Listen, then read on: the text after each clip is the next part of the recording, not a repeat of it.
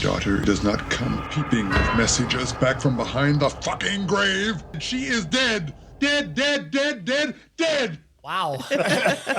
Way to intro our film. Welcome, everyone, to Screams and Streams, the podcast that looks at the best and worst horror movies as rated on Rotten Tomatoes from 1970 onwards. I'm your host, Chad Campbell, and with me are my co-hosts, Sam Schreiner and Mike Karen. Be sure to check us out on Instagram. Our handle is @ScreamStreamPod. Also, check out our website at screamsandstreams.com for more information about all the films we are looking at. Just a warning, if you don't like spoilers, we recommend that you stop listening now, check out the film, and then rejoin us for our discussion. Today, we are looking at Nicholas Roeg's 73 film, Don't Look Now. It scored 93% on Rotten Tomatoes. Let's get into it. Mike, you're going to give us our summary. All right. Still grieving over the accidental drowning of their daughter, Christine, John and Laurie Baxter head to Venice, where John is commissioned to restore a church. There, Laura meets two sisters who claim to be in touch with the spirit of the Baxter's daughter. John scorns the idea until he himself catches a glimpse of what looks like Christine by a canal. Okay, and our sinister sip for today, Mike, is? In recognition of the Macallan bottle during the very famous scene in this movie, we're going with scotch. So, Chad, you're drinking the Glendronach Revival 15. Sam, you've got the Nika Yoichi, and I'm drinking the Ardbeg Heavy Vapors. All right, let's get into it. Cheers. Cheers, guys. Love scotch. I do not. It's great. It's one of my easiest drinking ones on the shelf, too. It's so good when it hits your lips. It was fine. If you add water to it, it might cut it a bit. All right, Sam, first impression of the film, not the drink. Go ahead. I had never seen or heard of this movie before. It felt really slow. I really enjoyed the beginning of the film. The opening scene was fantastic. I wouldn't classify this film as a horror movie. No. At all. I enjoyed it a lot at the beginning, the middle, not so much, and then at the end, and it's a movie that I'm still thinking about. So, all right, Mike. This is actually the second time I've seen this film. I watched it about a year ago, and sorry. For our listeners, Sam is now filling up her scotch glass with water. Yeah. That is a 1 to 4 part scotch water. It was not a very good drink. I thought you were just going to keep going. Just glug, glug, glug, I thought about it, but that just makes it longer. It just prolongs the drink. So the first time I watched this was about a year ago, and I think it just came up in one of those listicles. It's like, movies that will mess with your mind or movies that will confuse you. And it was, highly rated, well reviewed. I'm like, I got to check it out. Watching it the first time, it was under the idea that it was a suspense/thriller. And so I quite enjoyed it. It was slow. Yeah. And I might have even watched it around the same time as we were getting through some of the giallo. So it just fit the tone of what we were also doing. Right. Mm-hmm. So it wasn't as jarring. Watching it this time in the context of we're doing a horror podcast, it was a harder watch. Yeah. Just not as enjoyable if you say to someone like it's a great horror film. Mm-hmm. It's not a great horror film. No. So then watching it that way, I was like, this isn't horror. This isn't as good. And I think because we've gotten into the 80s and going back to this, it was too hard of a tone shift. Right. And so watching it again and watching the end where he gets those like flashes back to earlier in the film where he's having those sort of clairvoyant moments. And I like the way that it looped back and circled back on itself. I still enjoyed it. I thought it was still good, just not in a horror context. Right. Yeah, I would agree. All right, my turn. I agree with all those things. I did really enjoy the beginning of it. I loved the shots. I liked the cinematography. I liked the editing and the way they spliced the film together. Mm-hmm. I enjoyed the acting. I thought Donald Sutherland was, well cast. I thought he did a pretty good job. I thought his wife did a really good job. Overall, I think I kind of enjoyed it. The pacing was very slow, so it did drag for me quite a bit. I did lose interest in the middle quite a bit. And yeah, I thought it didn't fit the horror genre. And it's funny that you meant the giallo film because as soon as I started watching it, this is very similar to stuff I've already watched. Mm-hmm. So overall, it was okay. Yeah, not a horror. And the pacing was slow, I'd say, were the biggest first impressions on mine. Okay, moving on to Tropes Hall of Shame. Sam, you're going to kick us off with this one. The useless cop as well. They like actually start investigating John, like when his wife is gone and he's trying to get a hold. yeah. They're like very not investigating him, but they were really suspicious of him. And they don't seem to be rushed to solve the fact that there's a serial killer roaming Venice. They seemed really, really lax about that. Yeah, so I thought that was a trope that stood out to me. And then the other one that did was the old psychic warning saying you're in danger. Right. We see that often in horror films, that maybe not a psychic, but just someone saying like, don't go down there, it's dangerous, or, you know. I'll come in with my first one there because I had the blind person has ESP. Yep. Right. You can't just be their clairvoyant. It has to be they're also blind or deaf or something. You got to give them extra traits. Right. And then the other one I had was just, and again, and it depends on the time of the movie or when this came out, but after Christine dies and he gets her out of the water and he sits there and holds her and the rain's coming down and he's just, no. He's staring up at the sky. As the camera I think pulls up, yeah. I also had it starts on a stormy night. So she was running down that area playing with her ball, wasn't it? Yeah. So it was stormy. She's in her little red jacket and stuff. So I thought that was kind of cheesy. Bad things happen in the rain all the time, right? Always. Right. And then I had the dad does not believe, but the woman is wholeheartedly invested right out of the gate. Right. Mm-hmm. So Laura, right away, she knows Christine. She knows things that she possibly couldn't know. And he's just, oh, give me a break. Right. She is dead. Dead. So those were mine. So with that, we'll move on to our one-liners. Mike, you're going to kick us off with this one. What are some quotes that jumped out at you in this? After the confrontation or the exchange with the clairvoyant woman in the bathroom and her sister, she comes back to the table and she passes out. Okay. She's like, isn't it a miracle I didn't hurt myself when I fainted today? And Donald Sutherland's response is, no, the unconscious body reacts faster than the mind ever can. Like it just shuts her down. Absolutely not. No. But also that bathroom scene was kind of weird. Like I'd be mortified to have a stranger digging around for something in my eye, right? Yeah, that was unnerving. It was a really weird scene altogether. And then go on to your crazy women. They can have their victim. Again, Donald Sutherland saying that to Laura. My line seemed to relate to like his just dismissiveness of everything she's experiencing and thinking and everything he's denying. Sam, do you have any one-liners that you'd like to share with the group? I would like to share with the group. Kind of similar on the context of Mike's quotes there. John says, I'm not going to get involved with two neurotic old women in a session of mumbo jumbo. Oh. No way. And yeah, I thought that was kind of funny because he is so dismissive of his wife. And they're both obviously grieving and they're at different stages of grief. But he's so dismissive. He's so mean to her until they get down a little bit later. And then he's like a new man. So that one was kind of funny to me. A second one that stands out to me is Laura says, you got toothpaste all over your mouth. And John says, eat it off.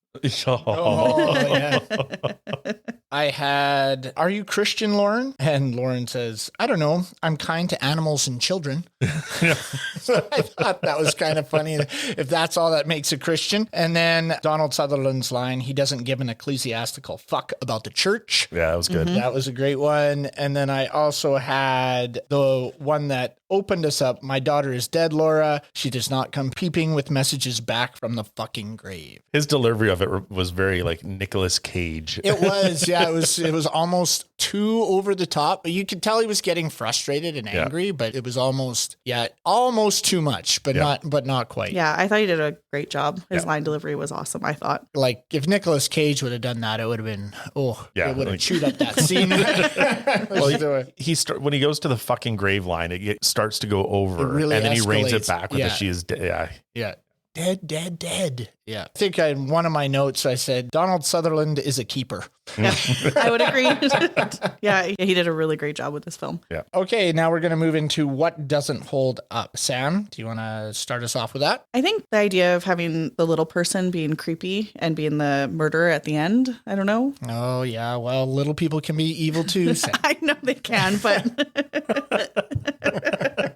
But it's, you're right. Touche.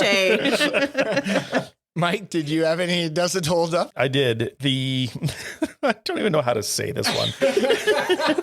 It's when they're having the seance or the communication with Christine, and it's Heather the psychic just massaging her breasts when it cuts back to the seance. I forgot about that. Good one. Yeah, that was a really good one. That was very super disturbing. bizarre. That could almost go into my most gratuitous. Yeah. Honestly. She really rubs those suckers. Yes. It's like she's dialing an FM radio. My doesn't hold up is, well, the end scene, not because of the killer, but because of the way the knife came down on his neck. It just looked so slow and fake. That I just didn't buy it. And then the blood. I was waiting for you to bring up the blood. Came out. I was just. Blood police. Oh, come on. Yeah, the angle of her slash doesn't match the cut on his neck. No. Yeah. Even the physical space doesn't make sense. No. So I guess you could go into trope the way they film that scene because it focuses on the machete or the cleaver or whatever knife she brings it up, comes down slowly, and then it quick cuts over to Donald Sutherland rolling around going, ooh. And, I mentioned that later. The blood squirting out and stuff. Yeah, it just doesn't hold up for me, that end scene. What doesn't hold up for me is at the very beginning when his daughter is drowning, he retrieves her the slowest of any father I've ever seen. Oh, yeah. I would have jumped in that lake. And swam, not ran in the water. And been charging full bore to try to get that kid. Yeah. And he just kind of runs through it, wading through it. It's very, very slow. He doesn't call 911 to his wife or anything. No. He just kind of, his screaming, I guess, did not stand the test of time. Out of all the things Donald Sutherland does in this film, his groaning and his, lamenting of his daughter's death is the one thing that I didn't buy. I did like, and I'm sure this was a mistake or whatever, but when he's carrying her on the grass and he slips and falls, he still turns his body to protect her. Yes. Yeah. But when he was giving her CPR, I thought she lived. I thought there was a cough there. Was there not? When obviously she dies, but I was like, oh, he saved her. But then he gets up and okay, no, she's dead. Go a little bit longer. Keep going. It was just the actress couldn't hold her breath or something and just let it out. Yeah, I have a scene about that in my research. Yeah, just really didn't like being in that water. Yeah. Now we're going to move on to most gratuitous scene. Mike, you're going to kick us off with that one. The thing that was most gratuitous for me in this film was all the cuts to Heather and her sister laughing. Oh, okay. Yeah. It's multiple times. And I didn't get it because one, it's very David Lynch-esque in that scene, but I never got it because they're trying to help Laura. And then when I think it's when they're lost in the alleys and they're laughing. And then there's another scene where there's a bit of confusion and they're laughing again. And it makes it seem like, is it supposed to be a red herring? We're supposed to be like, oh, they're evil. Lying to Laura. Yeah, they're evil. Yeah. So it was too much and it didn't make sense. And I couldn't even find anything in my research as to why that was there. Well, yeah, it's really interesting too, because when I was thinking back about the film and through my notes going through, I was trying to figure out who's the bad guy in this film, what's going to happen that makes it this horror movie. Yeah. And so I was like, was it them? I was like, are they trying to trick them? Is it the husband? And then I was like, was it the priest? There's a lot of sketchy. And so maybe it was a red herring. I could see that happening. Yeah, I guess. Mm-hmm. I had one and it was all the cuts in the sex scene, the back and forth between them getting ready afterwards. After they were done and then going back to the sex and then going to them getting dressed and then going back, just back and forth and back and forth and back and forth. Yeah. We're going to do a sex scene. I want to see the sex scene. I don't care about afterwards. I don't want to be pulled out of it to see you get your watch on. I don't want to be pulled out of it to see you get your dress on. I just want to see this and then move on to that. I did read on a website, they did talk about how that was kind of the point of that, was to show that this is the first time we're seeing them intimate in a film where they've been at odds the whole time. But even while they're being intimate, they're still kind of moving on from each other. Right. Their minds are already not in the moment. I see. Oh. Yeah. Okay. Oh, I like that. Well, then now that makes sense. Yeah. Yeah, this movie makes a lot more sense if you sit and read for half an hour online. Unfortunately. So, Sam, what was your most gratuitous? I would just say the sex scene as a whole. That was very long, very strange. Yeah, it was long. Yeah. Donald Sutherland's arm flailing back. He had the weirdest arm position I've ever seen, but I feel it would have been uncomfortable to be watching that with someone else, potentially. Yeah.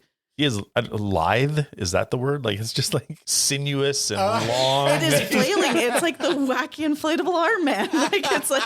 It's a lot of limbs all over the place, and it was over the top, and it was kind of cringy. Do you think he was wearing a wig? He was. Because there were some shots where I thought for sure it looked wiggish. Yeah. This just does not look right. It doesn't look real. Yeah. No, that was a wig. All right. Good to know. Thank you. Okay, so now we're going to move on to terrifying or titillating Mike? I mean, it's the obvious scene. But we've already said this movie wasn't terrifying, so let's talk about the titillating. And I don't even know if titillating is the word. Like Sam said, it's long and ongoing and off-putting. Yeah. Yeah. Yes. But I did see in the research, just it was put in so that we didn't just see them fighting. Why? You could have showed him go out to dinner or something. Yeah, You didn't have to have this wild sex, which, I guess, yeah. But when I wrote it down, I'm like, I didn't see them as always fighting though. It's like he was always contradicting her, but I didn't see their relationship as fractured or lost. So like for the director to feel he needed to insert that sex scene because it's not even in the source material, I just didn't get why it had to be there. Right. No, it didn't even seem like a natural progression because, like I said, like we mentioned before, it's just him shutting down his wife the whole time, and then they get down, it's like a hard and then cut to the. and then he's like better to her afterwards. Like, Well, maybe they're trying to show that they're getting back together. They're starting to heal, and then it progresses to the point where he gets murdered. Yeah. Which would seriously fuck her up by the end of the. yeah, it's just a wild ride, literally. And actually, through my research, I found out that Donald Sutherland and Julie Christie met for the first time on the actual set of the film, and the first scene that they had to shoot was the sex scene, and it's because they wanted to get it out of the way and move on to the bone of the matter. Yeah, the bone. The bone of. I just. I read that too, and I read a little later on that it was super uncomfortable. There were so many people in there, and then when they were doing the sex scene, he started to like shout out directions to lick her nipple, like go down there and like rub her between the legs and stuff like that. And it was just like the weirdest experience for them. Yeah, no kidding. Well, and then there was that, and apparently the two cameras that they used were extremely loud. Yeah, and so that's why the director was yelling. Shouting. It was a hot room. These like massive cameras are just shuddering away in there. They're probably too like, what did we sign up for? No doubt. Like, you know what I This is mean? the Like first scene. yeah, Yeah. this is okay. I did read that they got some champagne to calm their nerves. Yes, though, I read that as to well. kick it off, but yeah.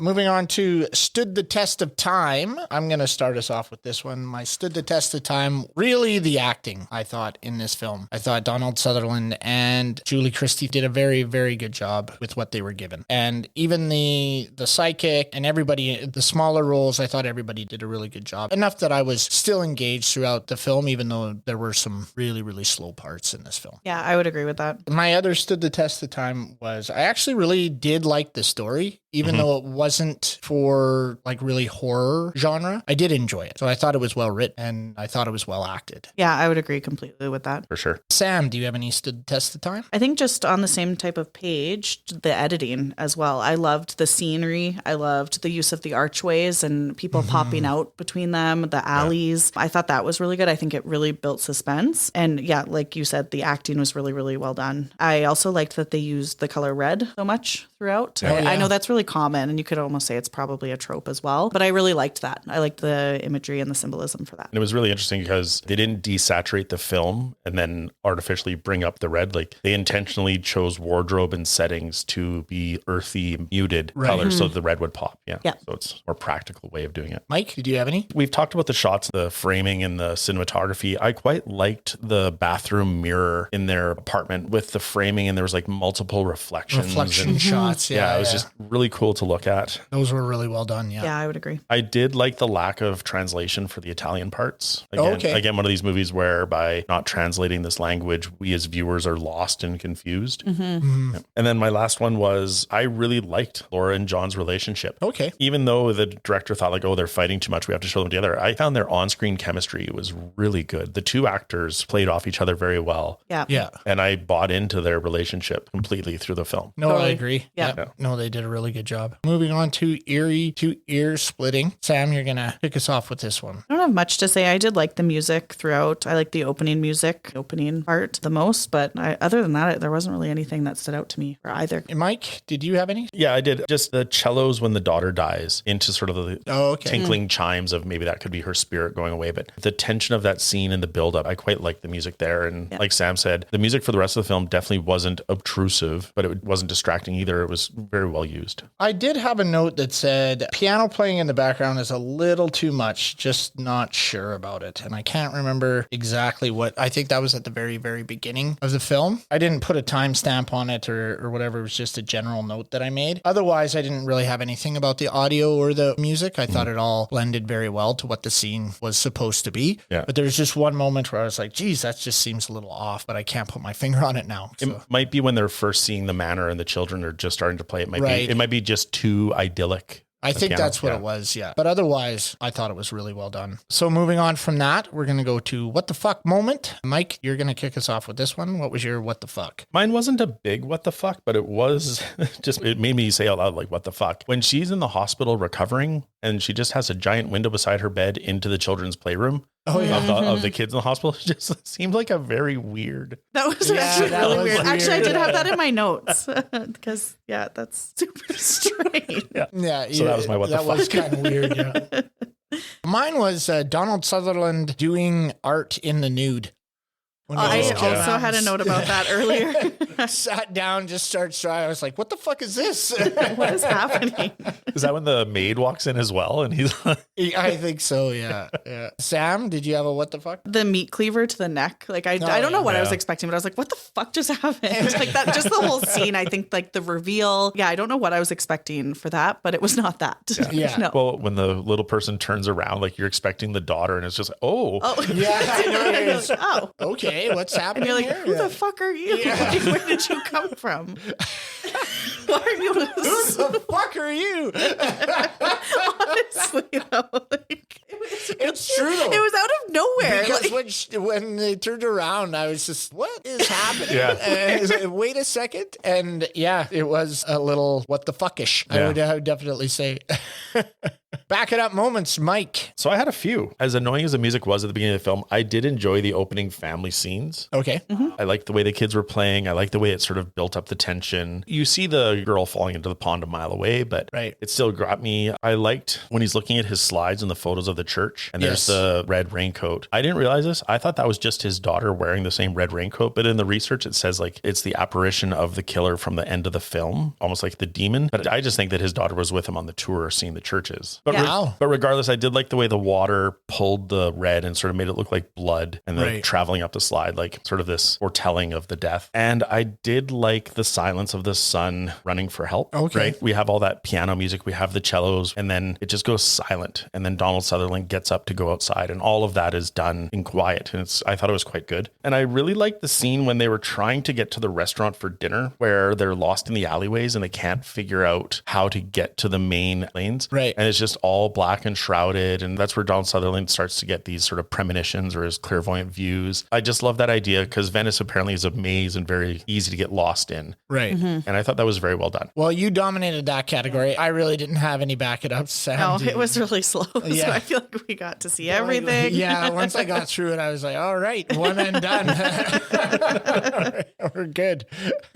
Hiding in the shadows. We're going to move into our next category. Sam. Yeah, I just was the little person, the serial killer, or like as well. So they have the serial killer going on. So I don't believe so because the whole manner of killing is different, right? A cleaver Right. versus Yeah, in the research that I saw, it talked about how it seemed weird that they're building up there's a serial killer in Venice and then they're drowning their victims or choking them and drowning them. Yeah. And it's always women. And yet Donald Sutherland's killed with a knife to the throat. So I don't think it's the same. No, and that's what, I get for suspense and whatever, but then it makes it even weirder that it's this random person that's going to kill him with a meat cleaver, Yeah. right? Like it really does. it makes yeah. it even weirder, Yeah. right? Yeah, just want to talk about that. That's one of my thoughts. I totally agree with that. Yeah. And then another thing, when I was kind of doing some research, a couple of theories on Reddit, they tend to think that John died when he fell from the scaffolding. So, Right. you know, that scene that was really Oh, yeah. dramatic, he survived. He's like, oh, we're good. Like that must have been the warning or whatever. A lot of people think that he actually died in that scene. And then they kind of tied it to the gargoyle and all that kind of stuff that was going on. And that everything that happened, was as he was kind of dying or in that dying state. Oh. Yeah, which is kind of, Guess I have to watch it a third time now. Yeah. I will not watch it a second time, but I'm good. Mike, did you have any hiding in the shadows moments? Yeah, my first one was just like a little thing that irritated me. She's called away back to England because the son's had an accident at the school. Right.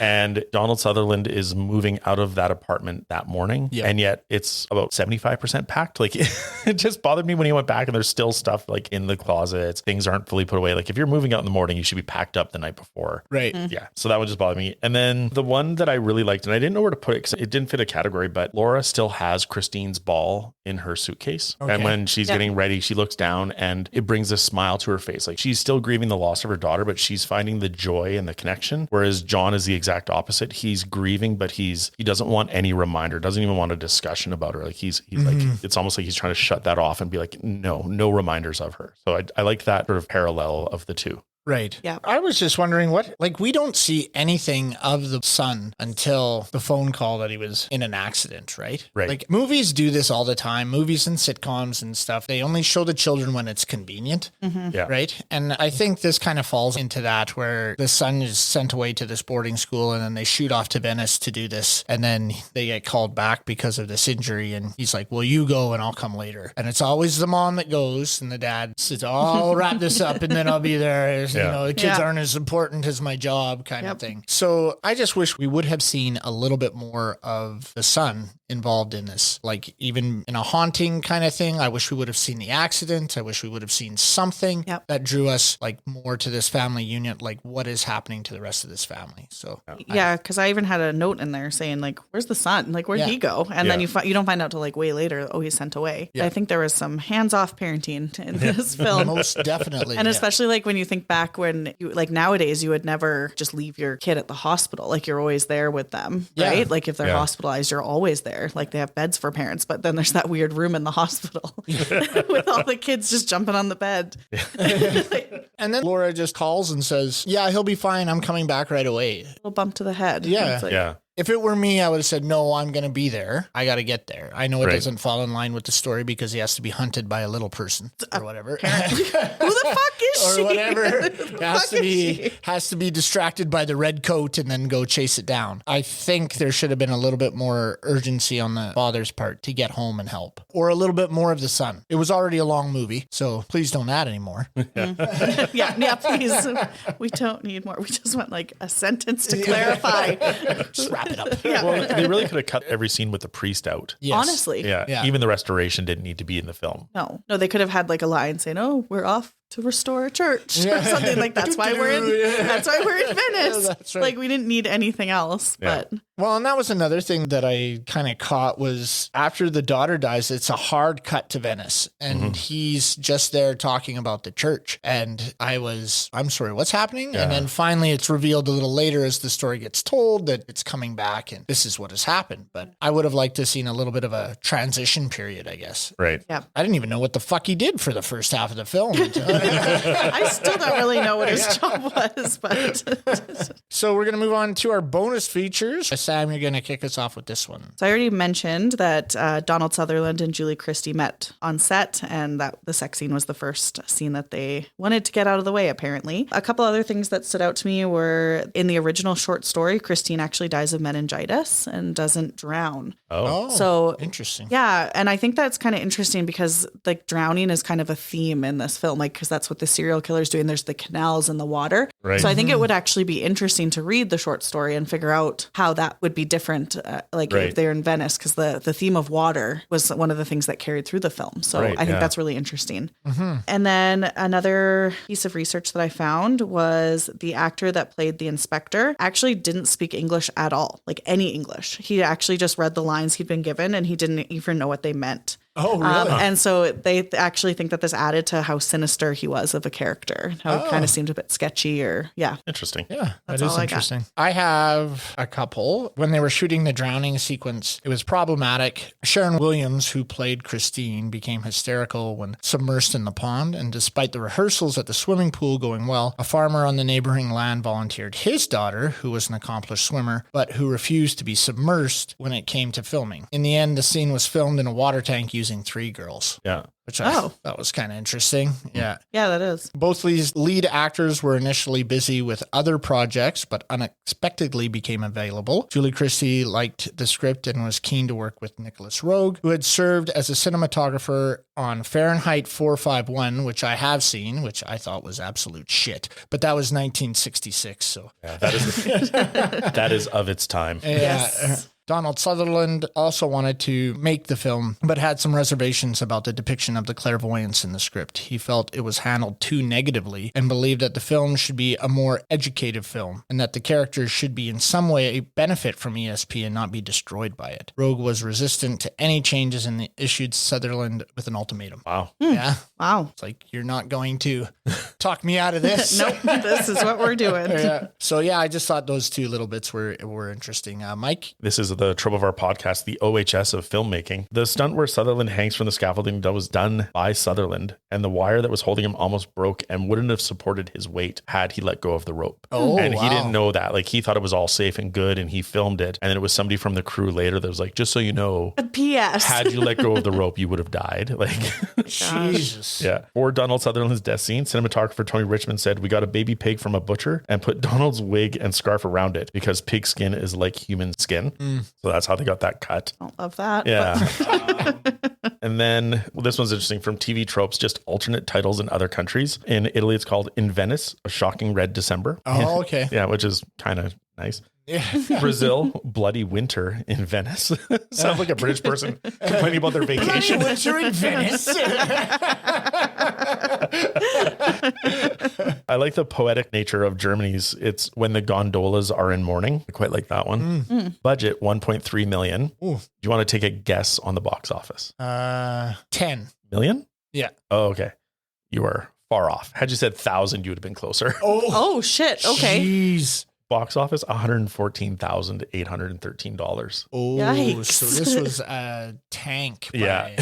It did not studio do well. standards. Yeah. Yeah. I have 2 more, but the director's commentary, he said that he didn't see the film as a horror. He says, like, horror cannot be personalized, but because this is centralized around a child, it cannot be emotionally accepted as horror. And I was like, thank you. Yeah, because it's not a horror. Definitely Not not really a horror. Not no. at all. Yeah. And then I've got a link to the video on YouTube. I don't know if everyone remembers Big Audio Dynamite from the 1980s and 90s. No. Rush, the song. Okay, well, they had another song called E equals MC squared, and the lyrics don't age well, but But I'm going to read them anyways. the third verse is met a dwarf that was no good, dressed like Little Red Riding Hood, bad habit taking life, calling card a 6-inch knife, ran off really fast. Mumbled something about the past, best sex I have ever had. As if each moment was the last, drops of blood, color slide, funeral for his bride. But it's him who's really dead, gets to take the funeral ride. Doesn't really rhyme, but an interesting little, like, Yeah. movie almost makes Wow. more sense now. I don't know. Does it? Why? I don't. But just, yeah, like an obscure film like this gets referenced in a song. In a song. That's Yeah. weird. Yeah. Yeah. I like that. Interesting. That wraps up our bonus features, and now we're going to move into our watchability scale. Mike, what did you give this on your watchability scale out of 10? I'm going to rate it not as a horror film. Okay. So I give this movie a 7 out of 10. Okay. I quite liked it and think it's worth watching again. All right, Sam? I'm also going to rate it not as a horror movie because I would rate it lower as a horror movie, but I would give it a 5 out of 10. So I think I would recommend that people see it, obviously not thinking it was a horror movie. So yeah, I do think after like thinking back and the questions I have and reflecting on it, actually made it at the time, I would probably have gone to a little bit lower. But looking back and, you know, seeing some of the things that I did really love from this movie, I think it's worth a watch, but it wouldn't be like the top of a list I would recommend to someone. Yeah. I'm smack dab in the middle of that. I'm going to give it a 6. I agree with Mike. There are a lot of good moments in it, but I also agree with Sam, especially if it was a horror, I'd give it a 2. Yeah, me too. It just would not cut the mustard for me. However, with taking this into account, and actually I was going to come in at around a 4 or a 5, but after we talked about it and there was some explanation of some scenes and I kind of, okay, that makes sense. That bumped it up to a 6 for me. So I'm going to give it a 6 out of 10.